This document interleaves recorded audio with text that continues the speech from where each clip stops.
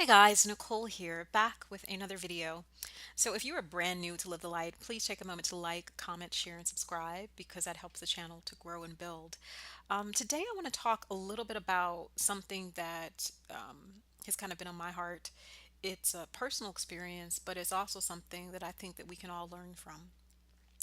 I want to talk about what happens when those of us who are magically inclined, when those of us who are spiritually seeking and curious, when those of us who may be LGBTQ or open minded or free thinking, I want to talk about what happens when people like us are excommunicated from our churches, our mosques, our synagogues, are disowned by our families, are turned away or called evil or the devil or so forth. This happens with a lot of us who have deep spiritual gifts, who have strong spiritual gifts, and are in line and in tune with the divine. I went through it myself, pretty much for as long as I can remember. My mother had a love hate relationship with me. On one hand, she could be very loving and doting. The next, I was evil, I was the devil, and she could be very abusive. And when she got very heavy into the church, she began abusing me. And she began performing exorcisms on me. And she began becoming even more physically and verbally abusive, and did so in the name of God.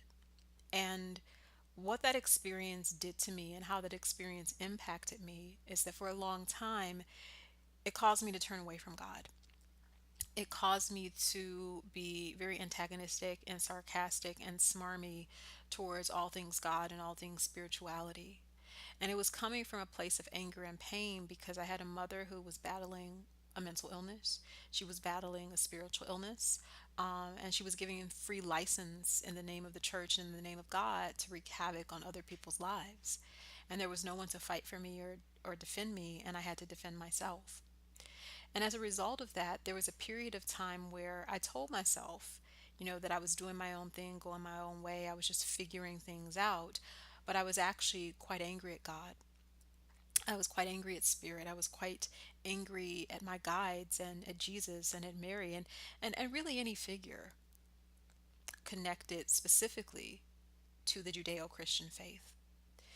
And I say all this to say because I notice in a lot of spiritual communities, especially online ones, but those in person as well, specifically communities where there's the practice of magic, where there's the practice of stepping into your divine femininity or masculinity and what that means. There are a lot of people who have been abused and railroaded and mistreated by the church, by organized religions, and by people who claim to be leaders within those communities.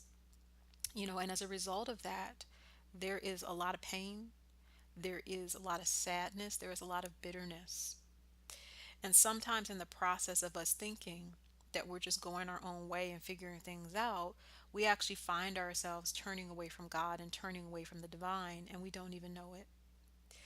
I see it a lot in magical communities when people's magic gets very angry and really full of rage and hate and venge, and vengeful stuff. That isn't to say that the left handed path doesn't have its place or its purpose. It absolutely does, just as the right handed path does. They both do because it's about balance. But when you're too far to the left or too far to the right, it's really important to look at where that's coming from. It's really important to look at who you're trying to take these things out on, what you're trying to get revenge on, you know. And a lot of times, what we are fighting are the mothers of the church or the mothers of the synagogue or the fathers of the mosques who made us feel like there was something wrong with us because we could see spirit, who made us feel like something was wrong with us because we were gay, who made us feel like we were going to burn in hell because we were natural born mediums.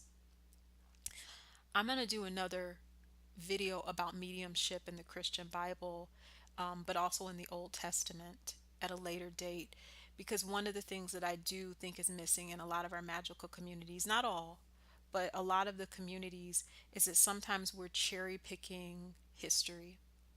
We're cherry picking historical texts and spiritual text, and we're not reading them in the context that they were written in, and therefore we're taking things literally that were never meant to be literal.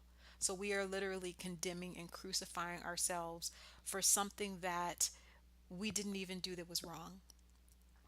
So I just want to say, yes, if you are in a church setting, a mosque setting, even a magical group setting where you are being abused, berated, mistreated in the name of the divine, in the name of any deity, that is wrong. That is not of God, and God does not shine light on that, and God does not embrace that. And I don't care what people tell you about what God embraces. God is not complicit in your abuse, and God is not complicit in the abuse of you and your spirit. If you were born a medium, that's because God created you that way, and that's because that's who you are. If you were born with magical abilities, that's because God created you that way, and that's who you are. Don't ever let anybody, especially another human being who doesn't know who they are, try to tell you what you're supposed to be doing in this life. But I want to stress this very strongly, especially for my LGBTQ brothers and sisters, especially for my magical brothers and sisters, because I see this so much, especially in magic, where people get so angry at what's been done to them that they don't even realize they're turning away from the divine, and they're cutting themselves off from the healing. They're cutting themselves off from the healing they could be experiencing. Yes, feeling the rage, expressing that, that is important. You need to express that. You don't want to sit on that. But there's a difference between knowing how to wield that power and becoming so full of sadness and anger and unforgiveness that your magic begins to wreck your life and begins to wreck the lives of other people around you. Always, always, always go to the divine. Always, always, always go to the creator of all that is. Say those prayers, set that intention, and allow that energy to guide you to the magic, to the path, to the people that you need to be with. And you'll know because they will feel like home. You'll know because you will be at peace. You'll know because you won't be plagued with feeling like you're condemned to hell and unforgiveness. I'm here to tell you as a medium, we are far harder on ourselves than the divine ever is on us. The divine knows we are here to evolve and to grow and to question and to challenge even that energy. The divine knows that, and the divine gets that. The divine is all right with you. You just got to be all right with the divine. And you have to understand that abusive, misguided people who use religion to hurt and harm others, that is their cross to bear. That is their issue. That is their problem. That is something that they have to deal with if they choose. But 9 times out of 10, they're not self aware enough to know that they're the problem. So you got to kick the dust off your feet and you got to keep walking. But I just wanted to share that because I want each and every one of you to know there is nothing wrong with practicing magic and doing your work the way that you want to do it. But don't let rage and fear consume you. Allow that energy to be power that can be wielded. You control it, it does not control you.